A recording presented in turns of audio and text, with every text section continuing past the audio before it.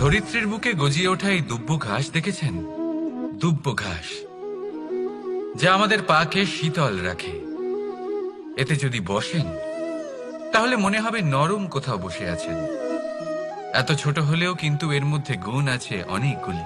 আর যতটা ছোট এটা, ততটাই বড় শিক্ষকও। কিভাবে? ভাবুন, পাতা ঝরার মরশুমের পরে সমস্ত পাতা একত্রিত হয়ে থাকে।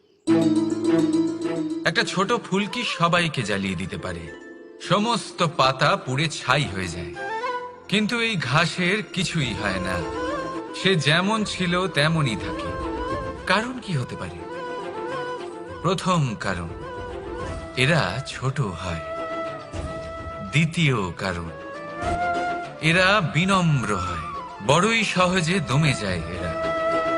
তৃতীয় কারণ, এদের মধ্যে নমনীয়তা থাকে। আপনিও নিজেকে এরকমই বানিয়ে ফেলুন। কখনো নিজেই নিজেকে কারোর থেকে বড় মনে করবেন না। নিজের এই মনকে বিনম্র রাখুন। এবং সব থেকে বড় কথা, নিজের এই মনে সহানুভূতি, প্রেম আর বিশ্বাসের নমনীয়তা বজায় রাখবেন। যদি এরকম করতে পারেন তাহলে জীবন সবসময় সুখে কাটবে। রাধা রাধা।